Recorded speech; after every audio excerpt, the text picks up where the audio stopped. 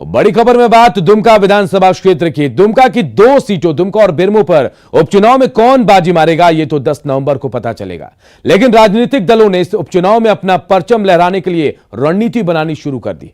Dumka seat से मुख्यमंत्री के भाई के टक्कर में बीजेपी का कौन नेता टिकेगा, इस पर काफी देर तक मंथन हुआ।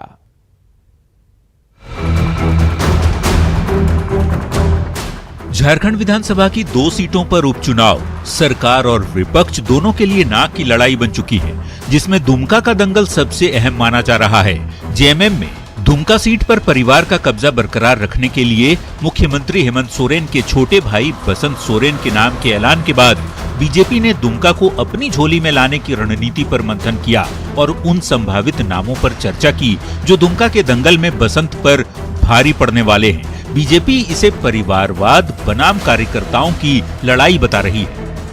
उनके पास जो कुछ है वो उनके परिवार के ही चेहरा है, लेकिन भारतीय जनता पार्टी कार्यकर्ताओं की पार्टी है और कार्यकर्ता के दृष्टि से हमारे पास उसकी लंबी श्रृंखला है। तो हम अपने कार्यकर्ताओं के भरोसे, जैसे हम लोगों ने पिछले चुनाव में जीत हासिल की थी, इस बार भी जीतेंगे और ये विश्वास है। बेरमो सीट पर कांग्रेस को प्रत्याशी देना है, जिसकी घोषणा अभी नहीं हुई है, लेकिन प्रदेश बीजेपी दफ्तर में पार्टी के राष्ट्रीय उपाध्यक्ष रघुवर दास, संगठन महामंत्री धर्मपाल सिंह और प्रदेश अध्यक्ष के नेतृत्व में हुई बैठक में शामिल हुए। दोनों सीटों पर संभावित प्रत्याशियों के नामों पर चर्चा हुई और नामों के चयन के लिए दीपक प्रकाश, बाबूलाल मरांडी और संगठन मंत्री को अधिकृत कर दिया गया। भारतीय जनता पार्टी के जो भी उम्मीदवार होंगे उसके लिए काम करेंगे, जिताने का काम करेंगे। उसके कई पहलू हैं, उन पहलुओं की चर्चा चुनाव समिति में हम करते हैं। बीजेपी का दावा है कि 2014 के विधानसभा चुनाव और 2019 के लोकसभा चुनाव में दुमका में जेएमएम का किला ढह चुका है और पिछले 9 महीने की हेमंत सरकार से जनता नाराज है, तो एक बार फिर बीजेपी का साथ देकर सरकार को सबक सिखाने की तैयारी में है। राज्य सरकार के क्रियाकलाप से लोगों में जो नाराजगी है उसको वोट में कन्वर्ट कराना ये हमारी जिम्मेवारी है। बीजेपी को दुमका और बेरमो दोनों सीटों पर आजसू का समर्थन हासिल है। ऐसे में बीजेपी को राह आसान दिख रही है, लेकिन दोनों सीटों पर सत्ताधारी दलों का कब्जा रहा है। अब देखना है दुमका में बसंत सोरेन के टक्कर में बीजेपी किसके नाम पर ताल ठोकती है और बेरमो में किस पर बाजी लगाती है। प्रकाश, न्यूज़ 18, रांची। इधर बहुचर्चित मैनहट्ट नियुक्ति घोटाले का जिन एक बार फिर बाहर निकल गया है। विधायक सरयू राय के आवेदन पर मुख्यमंत्री हेमंत सोरेन ने इसकी जांच एसीबी से कराने की सहमति दे दी है। दरअसल 2005 में रांची में सीवरेज ड्रेनेज निर्माण के लिए मैनहट्ट कंपनी को परामर्शी बनाया गया था, लेकिन सरयू राय ने मैनहट्ट को परामर्शी बनाने पर ही सवाल उठाए। उनका आरोप है कि मैनहट्ट को लाभ पहुंचाने के लिए टेंडर की शर्तों पर बदलाव किया गया था। उस समय नगर विकास मंत्री रघुवर दास थे। ऐसे में उन्होंने रघुवर दास के साथ साथ पूर्व मुख्य सचिव राजबाला वर्मा की भूमिका पर भी सवाल उठाए हैं। सरयू राय ने पूरे मामले में 18 बिंदुओं पर जांच की मांग की है। षड्यंत्र हुआ है हर स्तर पर। पहले परामर्शी था, काम 2 परामर्शी कर रहे थे, उनको हटाने में षड्यंत्र हुआ। हाईकोर्ट के आदेश पर आर्बिट्रेटर बहाल हुए, केरला के रिटायर्ड चीफ जस्टिस। उन्होंने कहा कि इसको हटाना गलत था। 3 करोड़ 16 लाख रुपया जुर्माना किया उन्होंने। उसके बाद इसको बहाल किया। ये अयोग्य था, योग्यता नहीं थी। फिर भी मंत्री के आदेश से कहा गया कि नहीं, इसी टेंडर को आप फाइनल करिए साहब। तो हर जगह पर षड्यंत्र हुआ है, इसमें कंस्पिरेसी हुई है। क्या बात रहा है, ये कौन सा ऐसा आदमी था, सिंगापुर की फर्म के पीछे क्या ताकत थी। झारखंड में मैनहट्ट मामले की जांच एसीबी से कराने की सीएम की ओर से जारी निर्देश के बाद राजनीति गर्म हो गई है। जेएमएम ने अभी और घोटालों के जांच होने की बात कही, तो वहीं कांग्रेस ने सरयू राय पर निशाना साधते हुए हेमंत है तो हिम्मत है का नारा बुलंद किया। इधर बीजेपी पूरे मामले में बचाव की मुद्रा में है।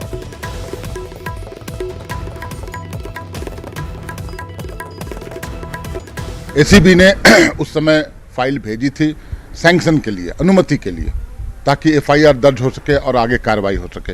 लेकिन उस समय कानून को बंधक बना लिया गया। उस समय कानून ने अपना काम नहीं किया। तो यहाँ स्पष्ट है कि जो दोषी होगा, जिन्होंने घोटाले किए, कंबल घोटाले और भी कई घोटाले हैं, अभी तो एक घोटाला तो कार्रवाई शुरू हुई है। आदरणीय सरजू राय जी ने जिस तरह से मामले को उठाया था, पिछले 10 वर्षों से 15 वर्षों से क्या कर रहे थे? जब पिछले 5 साल मंत्री रहे तब तो कुछ कर नहीं पाए। ये तो हमारी सरकार, और हेमंत है तो हिम्मत है जो लोग कहते हैं। आज में जो सही होगा, क्या मामला है, नहीं है, गलत है, सही है, इतना में मैं गया ही नहीं कभी, सोचा भी नहीं कभी। बस इतना ही जानता हूँ कि भाई जो सही है वो सही होगा, जो गलत है वो गलत होगा। गांधी जयंती के मौके पर रांची के मोरहाबादी मैदान में गांधी प्रतिमा के पास कांग्रेस ने धरना दिया। केंद्र के कृषि कानून के खिलाफ आयोजित उपवास कार्यक्रम में प्रदेश अध्यक्ष रामेश्वर उरांव समेत कई नेताओं ने हिस्सा लिया। इस दौरान रामेश्वर उरांव ने केंद्र सरकार पर निशाना साधा, साथ ही कहा कि एमएसपी को खत्म करने के लिए कृषि कानून लाया गया है। हम कह रहे हैं कि कानून बना दीजिए, उसका एमएसपी को कानून का दर्जा दे दीजिए। हमको कोई विरोध नहीं होगा। हम किसानों का चाहते हैं भला, किसानों का कल्याण चाहते हैं, इसीलिए आज हम यहाँ पर उसके विरोध में, तीनों कानून के विरोध में, और लॉ रिफॉर्म्स हुआ है, ये लेबर रिफॉर्म्स, उसके खिलाफ हम लोग। कृषि कानून के खिलाफ गढ़वा में कृषि मंत्री बादल पत्रलेख ने हस्ताक्षर अभियान की शुरुआत की और साथ ही जिले में चल रही कृषि योजना की समीक्षा भी की। बादल पत्रलेख ने किसानों के बीच सरसों के बीज का वितरण भी किया। और जो हम कृषि लोन की माफ़ी कर रहे हैं 2000 करोड़ रुपए, और खिरौंदी में जो अल्पवृष्टि से जो परिस्थितियां उत्पन्न हुई है, उन सब चीज़ों का समीक्षा करने के लिए मैं यहाँ आया था। और बिल का विरोध तो होगा ही, डेथ वारंट है ये। और कोरोना संकट के बीच झारखंड में बिजली उपभोक्ताओं को बड़ी राहत मिली है। बिजली दर में किसी भी प्रकार की बढ़ोतरी नहीं की गई है।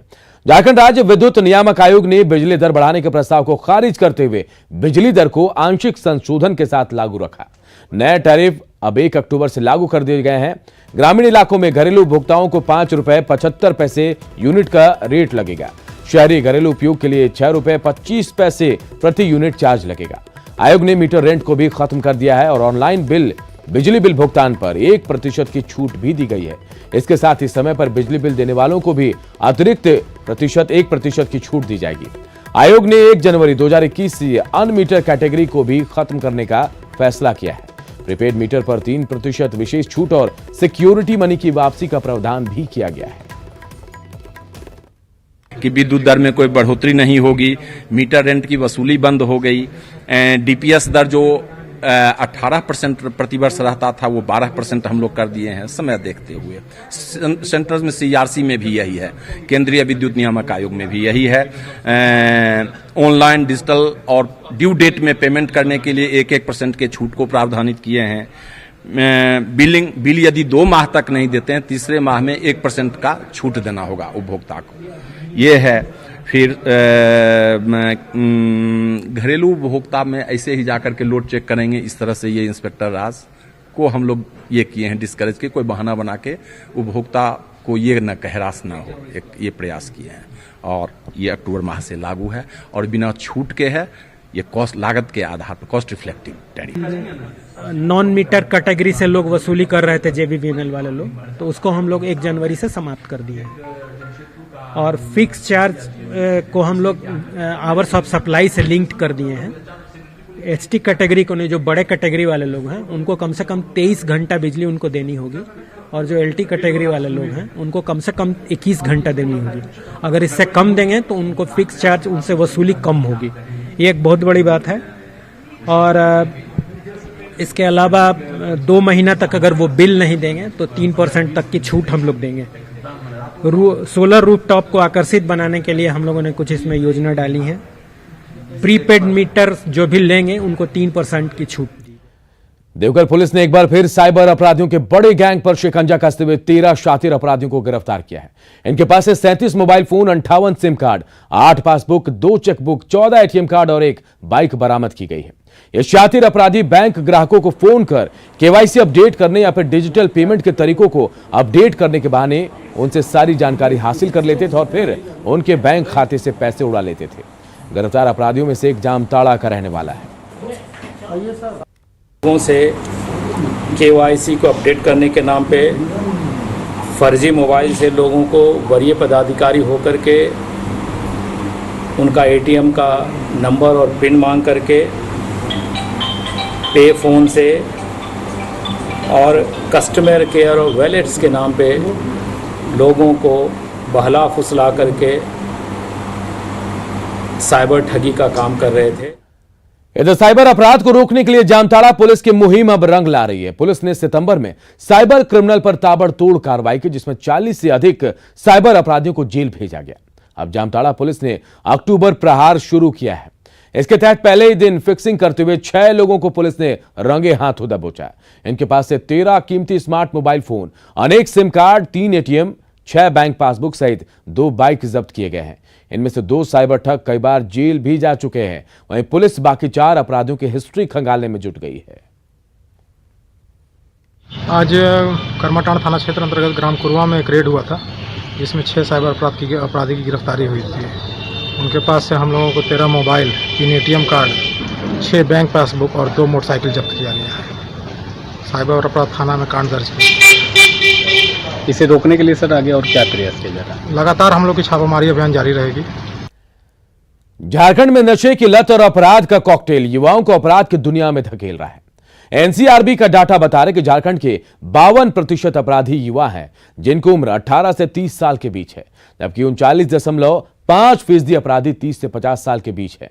रिपोर्ट के मुताबिक साल 2029 में राज्य में अंडर ट्रायल अपराधियों की संख्या 12,759 थी, जिनमें 6,672 अपराधी 18 से 30 साल की उम्र के थे।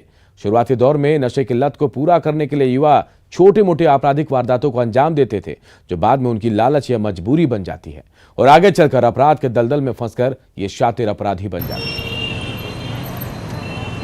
उभर के आएगा कि नशे में जो संलिप्त या नशे का जो कारोबार या फिर नशा करने में युवाओं की सहभागिता, युवाओं का जो पार्टिसिपेशन है वो काफ़ी ज़्यादा है। और एक बार नशा करने का व्यक्ति अपने होशो हवास में रहता नहीं है, तो क्या सही और क्या गलत है उसकी समझ उसे रहती नहीं है। तो नशा कहीं ना कहीं इसमें बिल्कुल कंट्रीब्यूट करता है। इसके लिए हम लोग प्रयास कर रहे हैं, रेगुलर कहीं ना कहीं छापामारी की जा रही है। हाल में बोकारो में बीच सड़क पर उस वक्त अजीबोगरीब स्थिति पैदा हो गई जब प्रदर्शन कर रहे कुछ लोगों ने अचानक अपने ऊपर केरोसिन डाल लिया और माचिस निकालकर आत्मदाह का प्रयास किया, लेकिन मौके पर तैनात जवानों ने उन्हें ऐसा करने से रोक दिया। इस दौरान पुलिस और प्रदर्शनकारियों के बीच काफी नोक-झोंक भी हुई। ये पूरी घटना बोकारो स्टील लिमिटेड के नगर सेवा भवन के बाहर की है, जहां विस्थापित नौजवान संघर्ष मोर्चा के बैनर तले ये प्रदर्शनकारी जमीन के बदले नौकरी की मांग कर रहे हैं, नहीं तो जमीन वापसी करने की भी मांग कर रहे हैं। लोगों का आरोप है कि नौकरी की मांग पर बीएसएल लगातार उन्हें बरगला रहा है।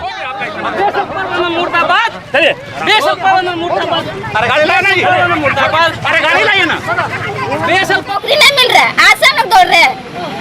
हम लोग आज से नहीं दौड़ रहे, हो गया एकदम बहुत साल भर से तो अधिक है और टाइम दे दे के तो ऐसा कर रहे सब कुछ करेंगे। क्या हम लोग ना स्कूल का नहीं होता है ना पढ़ाई के लिए होता है।